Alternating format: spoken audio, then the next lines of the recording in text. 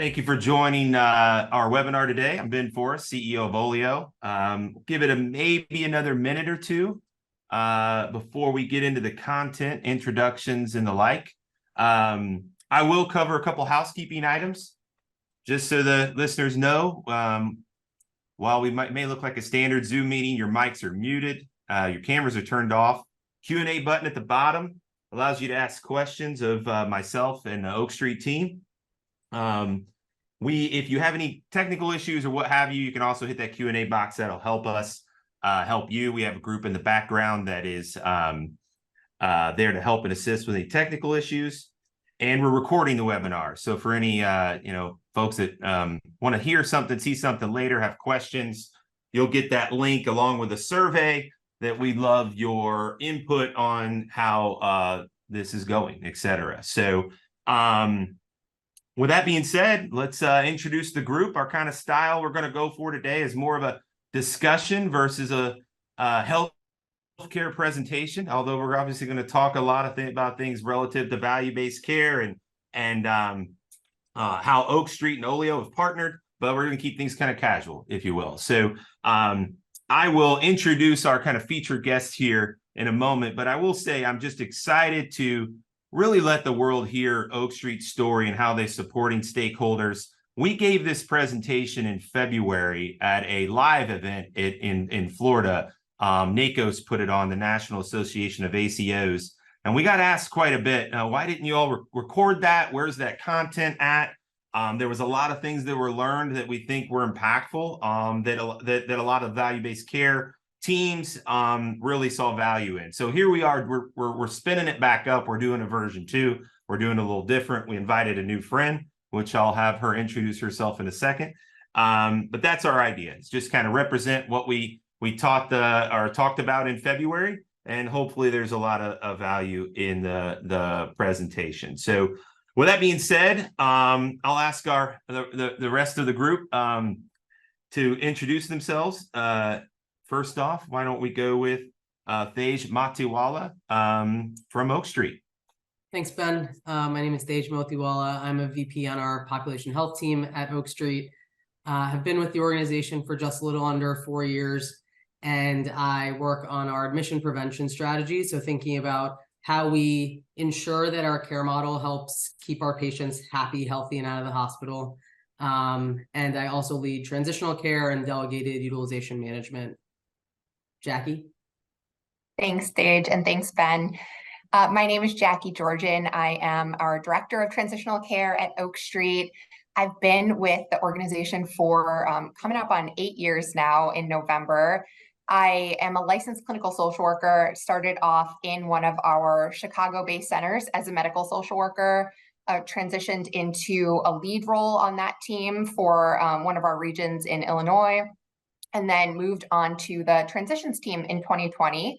In my current role, I'm overseeing our team of nurses and social workers that are supporting patients during and after admissions, helping with ensuring that we have safe and successful discharges back to the community and reconnection with their care teams.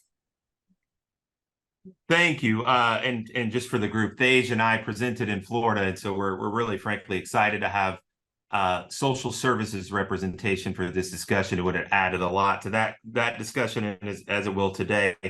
As I said before, my name is Ben Forrest. I'm the CEO of Olio. Quick blurb on Olio. Our purpose, what we're really passionate about, is using software to bring stakeholders around patients, particularly complex patients. And we'll talk a little bit more in detail of what that means. Kind of the out of the box is Olio is a patient co-management platform for value-based care providers. That's our sweet spot. But for the sake of the rest of the discussion, as we honestly elevate Oak Street's strategies and talents, we'll be speaking more to their efforts. Olio is a software company, and we'll dig into all those things as we move forward. So, Tej, help the group out. I think that there is a lot of interest around Oak Street's model. It's unique. Tell us what that means to you, having been at the company for a while, how it's grown, anything you can tell us about just Oak Street and the company itself. Yeah, for sure. I actually forgot to mention in my intro, what really excites me about Oak Street. I think there are two major things. One is our focus on health equity. We build our clinics in medically underserved communities that have either not typically had access to healthcare or have previously had bad experiences with the healthcare system. So the work that we do inherently prioritizes health equity, and there are a lot of internal initiatives as well related to health equity that we are pursuing. And then the other piece is just really around the platform that we have to scale our clinical model and drive impact. I've now worked in full risk care delivery for about 6 years, and I think what makes Oak Street different is our ability to grow and scale and engage more patients. And that gives people like me and Jackie the freedom and opportunity to really design and implement clinical programs at an ever growing pace. And so those are the two things that I think really excite me about Oak Street. Jackie, we'd love for you to comment too on kind of what has kept you here over the 8 years and how you think about that and how you approach your work. Yeah, absolutely. When I first moved to Chicago and became familiar with Oak Street, immediately I was kind of like, I need to work there, and that's somewhere that I want to be. And it was really the mission and the patient-centered work that's happening here, using a care team-based approach. So I love the idea that we have, providers, nurses, social workers all working together to support patients in that holistic way. And that's really what's kept me here all this time, is the way that we think outside the box about how to support patients. We're always thinking about how to really, have that wraparound approach. And at the end of the day, everyone here is so passionate about what we do and always willing to sit down and discuss patient care, discuss what we can do to help patients even more. So yeah, I just really love the mission. And I think the way in which we're really incentivized to take care of our patients, which I think Dage will talk about a little bit more in a second. Yeah, so our mission at Oak Street is to rebuild healthcare as it should be. That means that it's personal, so we spend a lot of time with our patients. We get to know them. We build individualized, tailored care plans to really support the holistic needs of our patients. As I mentioned, the care that we provide is equitable because we're going into communities that really need access, and we strive to provide the best care to all of our patients. And then finally, we are highly accountable to our patients' health because we assume full risk for their total cost of care. So in terms of kind of next slide, where we are, we have 180 locations across 21 states. We'll be in 25 states by the end of the year. We have more than 600 providers, and we're providing care to over 200,000 patients. We actually are celebrating our 10-year anniversary, and it's really exciting that we've been able to grow to this scale in the short 10 years that we've been around.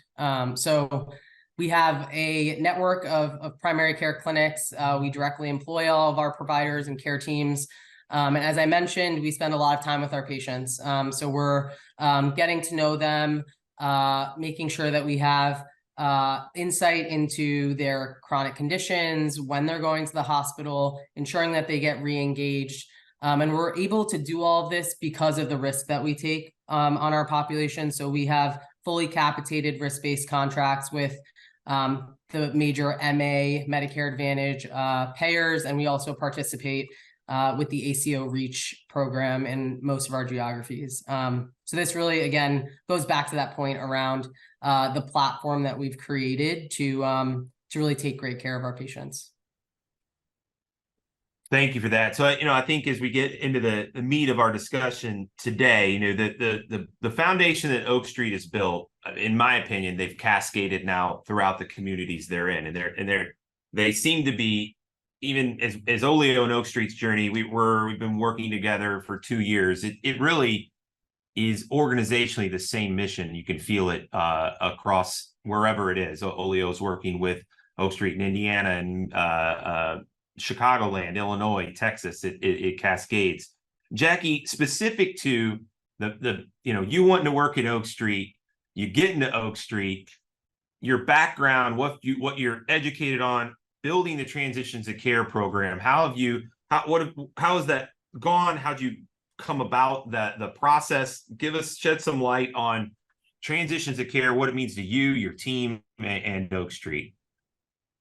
Absolutely. So, as Dage mentioned, many of the activities that we're engaging in at our centers are really intended to be those proactive or preventative measures that are supporting wellness for our patients day to day.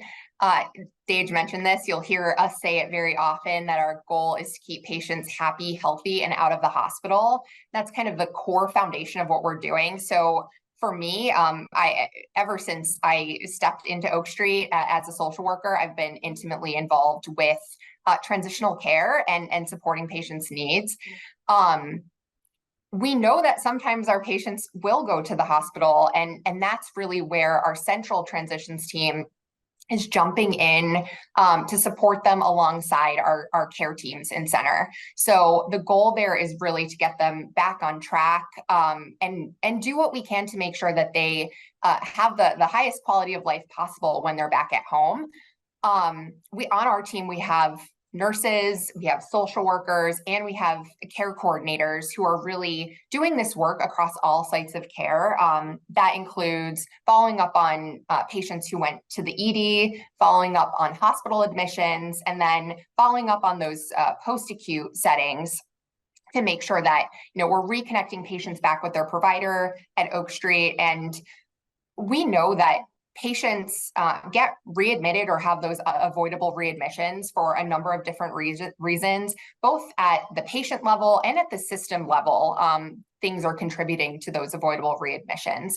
So what our team is really trying to do is figure out what brought patients to the hospital, what are those admission root causes, and then what are the risk factors for readmission. So we really take that individualized approach to each patient that gets admitted, each patient that ends up on our panels for follow-up, whether it's a nurse, a social worker, or a coordinator. We're all really trying to get to know the why behind the admission and what we can do to really act as that bridge between the inpatient team and the care team at Oak Street, to really think about, how can we connect with patients, caregivers, facilities, think about barriers to safe discharges, and then ensure that those safe transitions back to the community are happening.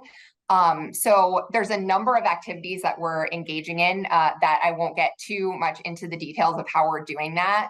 But I think what really excites me most about this is just the way that we're really assessing on the individual patient level and kind of tailoring care plans to meet their needs. And that's the same thing that our care teams are doing. So there's a lot of synergy there as we're working together.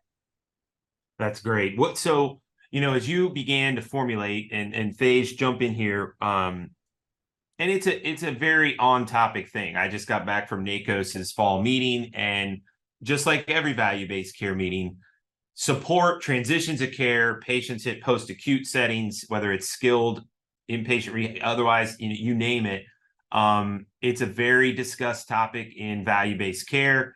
What would you say, what was the challenge? Like, as you began to think about, going out and executing on the vision that Oak Street has, what did that challenge look like?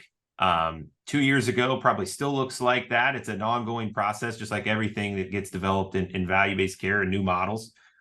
Shed light there. Yeah, I think, one thing I glossed over earlier is that the patient population that we care for is very medically and socially complex.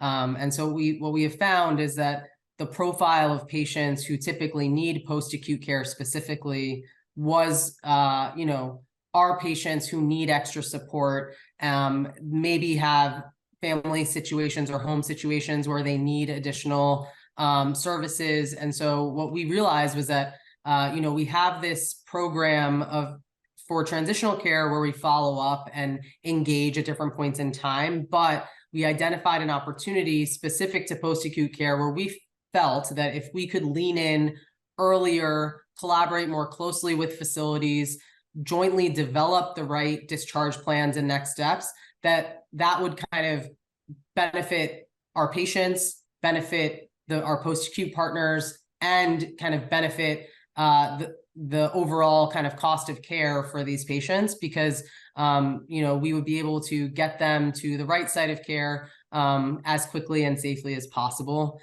So we really needed a way to facilitate that collaboration. So as we've talked about and Jackie referenced, Oak Street employs a team-based model. We have our primary care providers, we have nurses, social workers, behavioral health specialists, pharmacists, et cetera. We've really created that kind of multidisciplinary team to take really great care of our patients. And we wanted to figure out a way to extend that level of multidisciplinary support to other sites of care, given the clinical and financial outcomes that we would be able to drive by doing so. So that's kind of, I think, what really catalyzed our desire a couple of years ago to think more critically about how can we take our post-acute care management services to the next level. And, that's when, Ben, when we started talking about the role that Olio could potentially play in that. And outside of like the tools to use or was there, investments that Oak Street made otherwise? We're social services has been, in my opinion, something that Oak Street's done above and beyond some of the other Olio clients, just that TLC and that experience in working with families and subsequently complex patients, complex transitions of care scenarios. Any other investments outside of that? We'll get into the details in and around software, et cetera. But I know there's much more than that. Software plays a part, but it's a part. Yes. Yeah, happy. Sorry, Jackie. I was just going to say one thing that before you dive in, I wanted to just clarify that, as we're building the solution, it was really a data-driven process. We wanted to understand for our patients who experience prolonged length of stays and, suboptimal outcomes in post-acute care, what are the drivers of that? And what we found was that the drivers were primarily social barriers to discharge. And so that really informed sort of how we thought about the right investments to make here in terms of resources, processes, et cetera. So Jackie, I'll let you build on that. Yeah, thank you so much.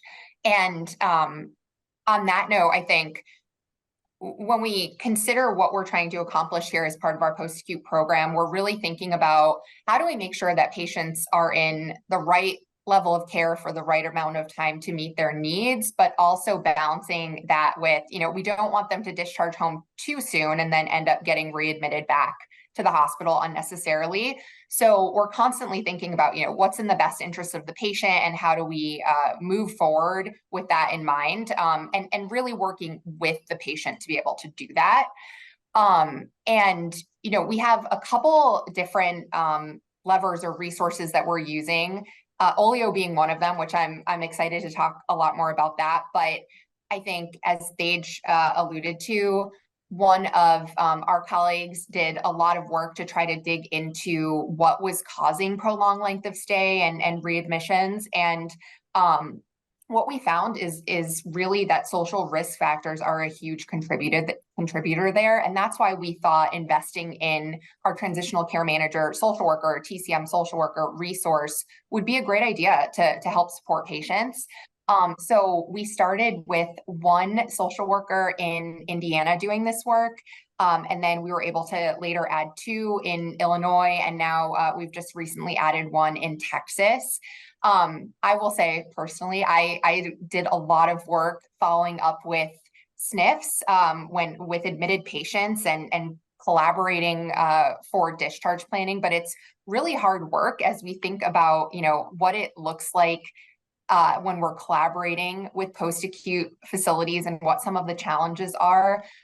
They're a really busy group of people in SNFs, and they have a lot of beds that they're covering, a lot of discharge plans that they're working on. And what we thought would be helpful is having this TCM social worker resource jump in at the point of admission, get a good understanding through assessment and collecting information from the patient, from family and caregivers, from our care teams. What was the patient's prior level of functioning? What is their functioning look like currently? What were some of our concerns when the patient was at home before? And is going home the goal for this patient as we think about their discharge plan?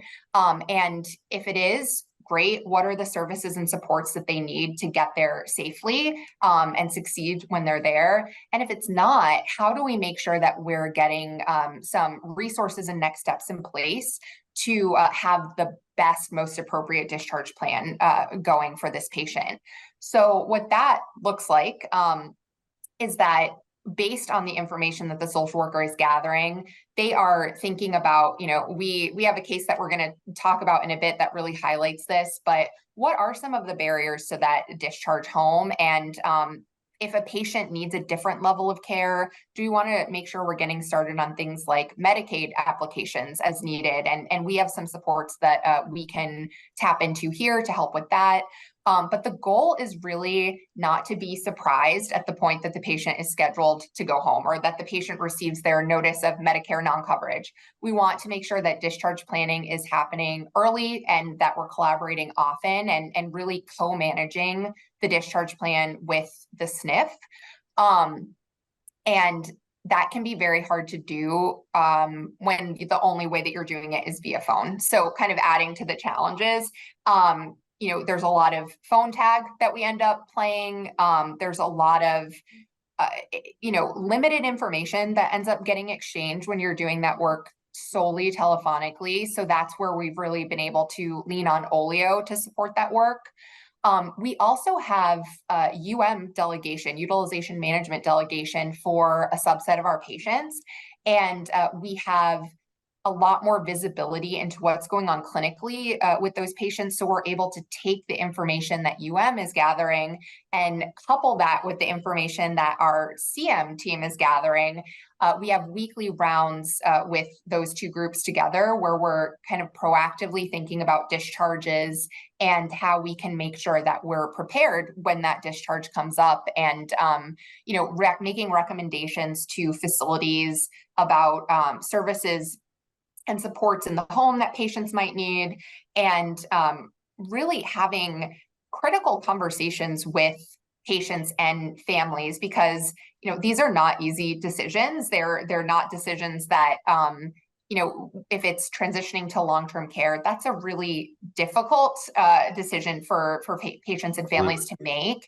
And I think we believe in the right to self-determination of our patients, but we also want to make sure that we're giving them all the information they need to be able to make the decision that's best for them. So our social workers have a lot of really meaningful conversations with our patients to provide education and a deep understanding of, what would it look like to go home needing 24-hour assistance versus what would it look like to stay in a facility a little bit longer to make sure that you are stronger to be able to go home. So there's a lot of coordination with facilities when it comes to thinking about, us providing background information on patients or, what we're seeing from our perspective, but also a lot of really crucial conversations that we're having with patients and families too. That's fantastic. And it's a bit, I don't know if controversial is not the word, but there's a lot of strategy developed. And I know there might be health system value-based care folks that are listening in or may listen to the recording. Oak Street doesn't really have the ability to input, or maybe there's a desire to build a narrow network or what have you because of their just independence from the health system. So they're providing care across, frankly, an entire state. If you wouldn't mind throwing that state map up, just to kind of get Oak Street's launched with in as Thage mentioned, how many states are you all in? We're in 21 states. 21 states. This is Oak Street and Olio came together in Indiana, and kind of what Thage and Jackie spoke to is what our goal is to make them, and frankly, those in speaking specifically to SNF teams, able to do that good work. As Jackie mentioned, social services and a lot of things relative to discharge planning that are unrelated to therapy notes in one system and nursing notes in the SNF EMR. How do you talk about the family? How do you do those things? But their complexity was very vast, right? They have, in 2022, their patients hit 245 SNFs, which in Olio meant over 1,000 users. And as you heard Jackie earlier mention, I think you have still just one social worker creating a lot of energy in and around these siloed sites, that frankly now we would like to consider. We ask our clients to they're co-managing their patients with these teams inside skilled nursing facilities. And part of that is creating a software product that is built for them. And what I mean by that is they get inundated. Skilled teams, we got an email this morning, get a lot of calls and a lot of requests from information from teams, from value-based care management teams that want to know, where's my patient? Are they there? As Jackie mentioned, there's 200 other patients on their floor or in their facility. Some are residents. And so we were really intentional at Olio about building a product that was made for a SNF or home health or hospice or behavioral health care site user, right? Very simple, very easy, allows them to get Jackie and her team what they want without having to follow up or be their attention grabbed. They can do it on their time. They can do it via mobile app. They can be very engaged. And so one of the things that's really impressive with that group that Oak Street, and it's the 2022 numbers, is 245 different SNFs, over 100% what we call Olio engagement score. So they're engaged with the Oak Street team once per patient per day. And a lot of that is because of the product build, but really the credit should go to the social work team at Oak Street is available to them. They are proactive. If the patient's been at a SNF on the 5th day, they're asking, how's the family? What can we do to help? Is there anything DME related that we need to be thinking about? Does the patient want to go home? All those types of things. And so their activity actually is really impressive. The team at Oak Street is engaged 4 times per patient per week. That's a lot of volume and scale. And I think that's kind of led to some of the results. Before we get into a specific case stage, relative to the kind of what we talked about in February, what were the results that after the first year utilizing Olio? Indiana is the most mature market that Oak Street and Olio have worked in. We've entered Illinois and Texas together to execute the same work, but that's the place we have the most feedback relative to the output. And obviously ROI is of all the discussion on all things in every sector and every business and healthcare otherwise. Thoughts on that? Yeah, for sure. As Jackie mentioned, we have different levers for different populations. So the question of how much impact we're driving can vary sort of by subpopulation, but broadly, when we look at our patients, what we're seeing is about a 20% decrease in length of stay. And then especially when we're delegated, we've been able to cut our readmission rate in half. So I think the results sort of speak for themselves. I think that obviously we've put in some like programmatic structure here, where regardless of whether the facility is in Olio, we have certain expectations for our team on how they're meant to follow up, how they're meant to engage with facilities, with families, et cetera. But it's very clear that when that communication and collaboration is enabled by Olio, we see superior results. And another kind of added benefit is that it makes doing this work a lot easier. A big part of the challenge here is making sure that exactly right. So both for our team as well as for the post-acute facilities, and we're always trying to invest in the right things to make it easier to do this work, because this is inherently really hard work. Complex care is hard. Taking care of medically and socially complex patients is hard, and so the little things that we can do, like giving our teams a way to communicate sort of at the drop of a hat, I think really makes a big difference in terms of how engaged our team members are in this work as well. You mentioned that, in Indiana, we're touching every patient upwards of, 4 times a week. I think that's because of how simple and efficient this process has become. And speak to, I think it's important. Olio's in the background, and we're more about the relationships, right? So our software is doing connecting the right stakeholders to co-manage the patient, but we're also intentionally building and home health agency based conversations on a monthly basis. Prior to Olio, what do you think that would look like from a just relationship perspective? How much time does that save your team not having to kind of go have those conversations in and around current state? I can take that one. Thanks, Ben. I was honestly just thinking about the relationship building piece because we were on a call recently with a SNF parent company that exists throughout Indiana. And Holly is our social worker in Indiana, and her name was known throughout the entire call. When we mentioned the work that she's doing, everyone was like, oh, we know Holly, we've worked with Holly, Holly's great. So it feels like she's become a widely known throughout Indiana for the work she's doing with our patients, and which is I was gonna fantastic. say shout out to Holly Biggs. She's the celebrity in all of this. So. She really is. She's She the really is. Indiana SNF social worker celebrity. And I mean, while we're on that, I also want to give a shout out to Erica, Nancy, Verlita, and Dinesha, who are the first three are doing this work as social workers, and then Dinesha is doing a lot of the management. So really a phenomenal group of individuals supporting this work, and they really go above and beyond to make sure that our patients are supported.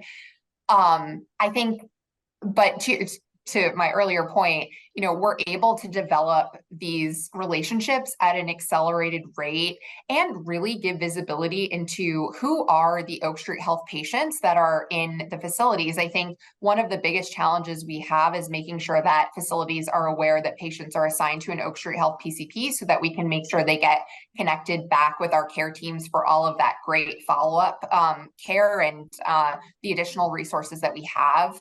Normally that would have to be done by, you know, calling up a SNF and saying, hey, this is our patient, make sure you think of us as your discharge planning. Now we have this system utilizing Olio where we're able to say at the point of admission, hey, we have a patient that's in one of your in your facility, let's work together throughout this process to make sure that they're reconnected back and set up for success when they go home. So I think there's a lot more visibility, and it allows us to really you know, highlight which patients are assigned to Oak Street Health and able to get them back for all of the services that we have.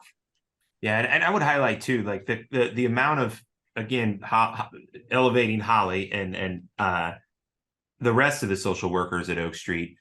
They've established a process that can scale, right? This is one whole state, kind of putting the group into the lens of you're a regional corporate SNF leader, right? You've got maybe 15 buildings. You're trying to understand everyone around you's value-based care initiatives, the ACO from the health system, the world. Oak Street comes around and they have a very detailed process, and turnover is a thing on all sides. Everybody wants to talk about post-acute turnover, but I would tell you our post-acute partners are as much or frustrated about the value-based care turnover they deal with, which Oak Street hasn't had I think none of that.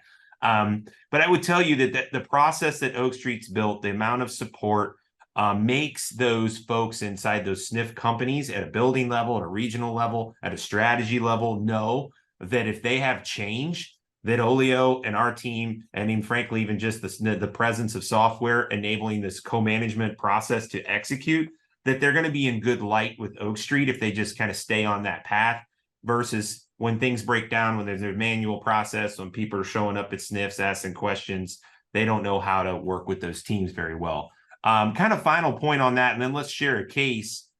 How many SNFs are Oak Street employees walking into physically on a weekly basis? On the transitions team, we're not doing visits. So our team isn't going into SNFs. It's something that previously was happening a little bit more, but I think what we found is that having our team work remotely allows us to extend our resources to more patients. We're able to touch more patients each day and do this work across multiple facilities, across multiple centers. Back to Holly, kind of managing all of our skilled nursing admissions in Indiana. So yeah, I think we do. I'll highlight that Holly works closely with our center team. So if we need to get someone into a SNF to see a patient, we can always tap in one of our center team members who are amazing partners to us too throughout this process. So we're really, again, kind of back to that individualized care plan. We're thinking about what's the right next step for this patient to help support them and prevent that future readmission. So day to day, not a whole lot of SNF visits happening, at least with our central team, but we know that it's a lever that we can collaborate with center teams on as needed. Yeah, I really wanted to say the number is 0, but I think that would not be honest. I think it's close to 0 though. To Jackie's point, I think there are specific patient situations where it would really help to lay eyes on the patient, or it's some patient who, you know, has not been as engaged as we would like with our clinic team. So there are certain situations where it can really help to do a bedside visit, but you know, that's the exception versus the norm. And I think that's important because a lot of post-acute, you know, programs, vendors, solutions out there, they're all about boots on the ground in facilities. And I think what we have found is that the boots on the ground are really helpful more from a relationship management perspective and network sculpting standpoint. So I think, Ben, the work that your team does on helping us establish relationships with facilities really sets a really, you know, a strong foundation for us to then invest in the right relationships that we can then manage ourselves as well. So I think like American Senior Communities is a great example of that in Indiana, where we now have a really close relationship with Barbie Stevens and her team, you know, and that's because of the foundation that you guys really built with us. And if I could add one thing to that, I think just the depth of information that we're able to get using a platform like Olio versus, you know, walking into a SNF and having that conversation, it's so detailed. We can ask really thoughtful follow-up questions and prepare, just be very prepared to have the exchange via Olio to get the information that we need. So I think I've done this work before going into SNFs, and I think it's helpful, but it's not necessarily quite the depth and breadth of what we're able to get out of Olio. Yeah, and I think it also, like, a lot of conversations, even without something that brings together, you know, what we refer to as a co-management team, are isolated snippets. You know, we could talk about the archaic ways that groups in healthcare communicate, but really what I want to lean into is capturing all stakeholders working together throughout, whether it's a 0 to 15 day, whatever it is, a transition to another site of care, and being able to see that historical reference, because folks change, people in the facility change, people, obviously the celebrity of the show today is Holly. She doesn't change a lot, but I think that's something that we evolved really quickly to do, and our users see a lot of value in. So let's talk about like a one-off here, you know, but it's important because I do think this happens a lot. You know, as a capitated entity, Oak Street wants to have the right cost of care for the right amount of care that needs to be provided to get a good outcome, right? So, but they're very acutely aware of what that looks like. You saw the size and scale. It's a lot of skilled facilities. As we pull up the slide in and around the case, and Jackie, I'll let you kind of walk us out of the specifics there. I want to make one point too, is post-acute teams is kind of about, we're intentional about building a product that they will use and love. We don't charge them. We want our clients to be able to build scale, to build relationships, to do the things that you're about to see just from a visual representation, and then we'll discuss it. And part of that is having the right business model, and their margins are slim and they don't have a lot of energy to invest in tools. And so we build that up and we support them. We probably spend 90% of our supportive efforts with unpaid users, which is what we're here to do, and we frankly love to do. So let's talk about a particular case. You want to inform us a little bit here and introduce it, Jackie? Sure. Thank you so much, Ben. So this patient had a length of stay of only a couple of weeks, but I think a lot did happen here during that time. There was a lot of collaboration and coordination to ensure the right discharge plan was in place. This was a 66-year-old female who had a stroke, went to the hospital for that, and the plan, was to have the patient go home with family. At the point of admission, she was max assist and needed support with all of her ADLs. And Holly was the social worker on this case. And she was able to utilize some information from our team and really jump in to make some recommendations about the patient's care plan. One of the things that was explored as part of this particular situation was, would this patient benefit from a long-term care placement at the facility? And the family was very much wanting to take the patient home. So Holly was able to make some recommendations for services and support, home health services, DME, making sure that the patient had the right equipment at home to be able to be safe and to make the process easier for the patient's family to take care of her. And she was able to, make those recommendations and kind of push on ensuring that those referrals went in prior to the patient discharging back home. And luckily that did happen. The patient ended up having, I believe it was a hospital bed, a bedside commode, a Hoyer lift, as well as home health services upon their discharge. So throughout this process, Holly, the information that Holly was able to get from our utilization management team, from the patient's family, she spoke with the patient's daughter throughout this process to ensure that they had a good idea of what they would need to in order to manage this patient's care at home and really set them up with the right things in place upon discharge. So this is a pretty standard example, I would say, of what happens with patients who are admitted. We had a lot of back and forth here between Holly and the individuals at the SNF.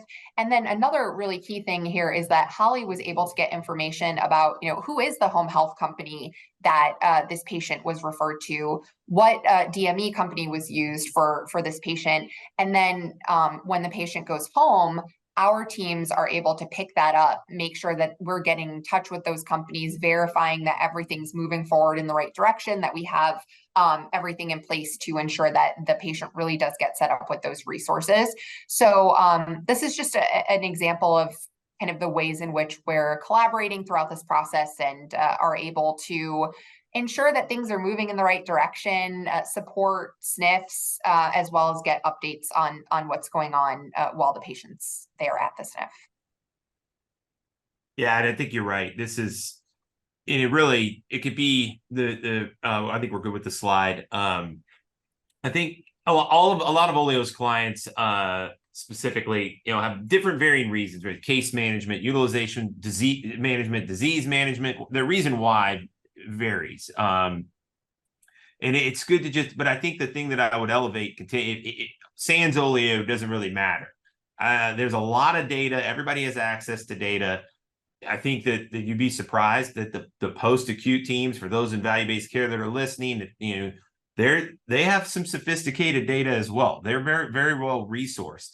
There's not a lot of then what, when complexity hits and or social related issues hit, how do you all work together efficiently? And this is another case just represents that. We're coming up on time here a little bit. We'll a reminder, if you have questions, hit Q&A.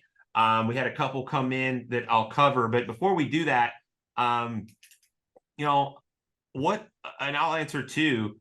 Start with you, Jackie. Like, what are you excited about? We're post-pandemic. I think a lot of fee for service is still, the major revenue driver for a lot of healthcare organizations, but value-based care, after coming home from NACOS, is picking up steam. And I think that budgets are being allocated a little differently. Like, what are you excited about looking forward across anything, your role, what the company's doing, what you're doing, what might be possible? And Dej, same question. So I think on our team currently, we have about little over 40 nurses, 4 social workers. And I'm really excited for that to continue to grow. When I first started on this team, we had 15 nurses and no social workers, and we've really expanded the transitions program to be able to cover more patients and support more patients. We also have a team of 25 coordinators that are supporting this work. So we have a really robust group that's jumping in to support patients. I think what I'm excited about is to continue to see that social work program grow.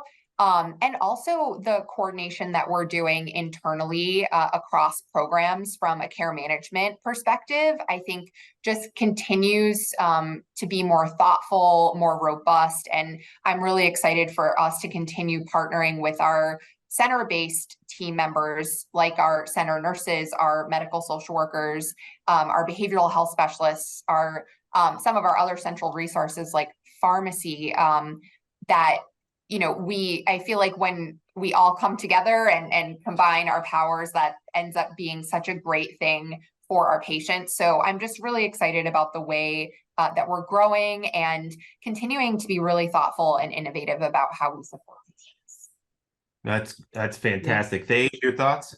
Yeah, I agree with, Jackie's perspective on this. I think it's been really energizing this year to think so much about how we prevent avoidable hospital admissions and readmissions. The fact that, we can step back and think about that and be really intentional about how we design our programs, making sure that we are, highlighting the right intersection points and really working together as a team. As we've referenced, we have a lot of those building blocks in place at Oak Street. We're already doing, great work, but there's always the opportunity to take that to the next level. And I think we're really putting investments behind that approach. And then I would say, like, on a macro level, in terms of like value-based care broadly, I think there's often a lot of apprehension and honestly fear of like what it means to take full risk, and then how you could even be successful in that type of a model. And I think sometimes you just have to take the plunge. Like, I think there's been a lot of toe dipping over the last 10 years or so, and I think once you make the plunge, there's a whole new world of opportunities to really invest in the right things and take better care of patients. So hopefully we'll see that trend continue to accelerate. Yeah, and I would echo. That's the thing. I mean, I just listen to our team and watch one of the great things about software is it's not a static thing, right? You can change it quickly. You can move things.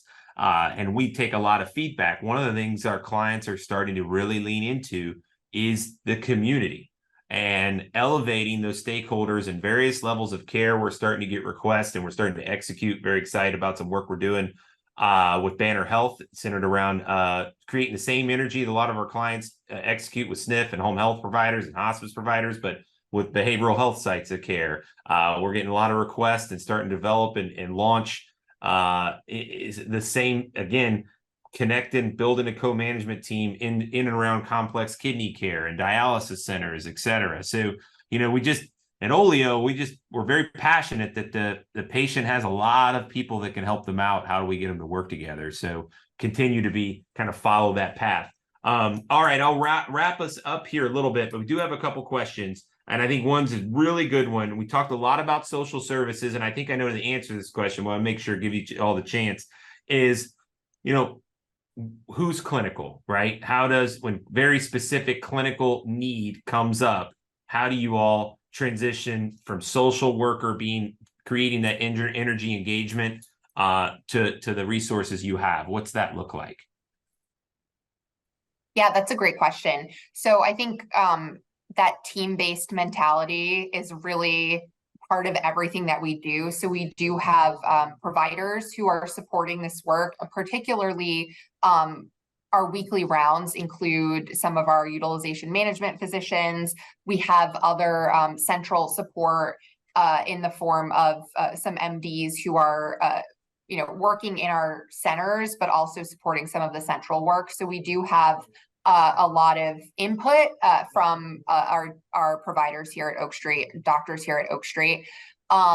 We also really want to make sure that we're collaborating with the patient's PCP. So we work really closely with the care team. We make sure that if there's questions about next steps or best ways to manage a patient, that we're pulling them into those conversations too.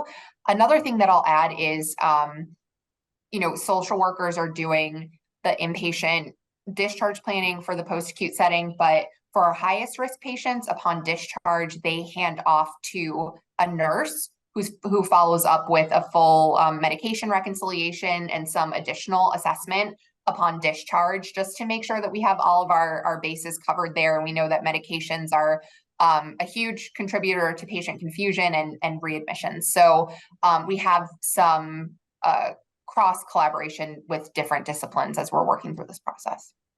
Yeah, and another question that came in, and we're running up against time, so we'll be a little bit brief here. And it's a valuable tool. I don't want to discount this.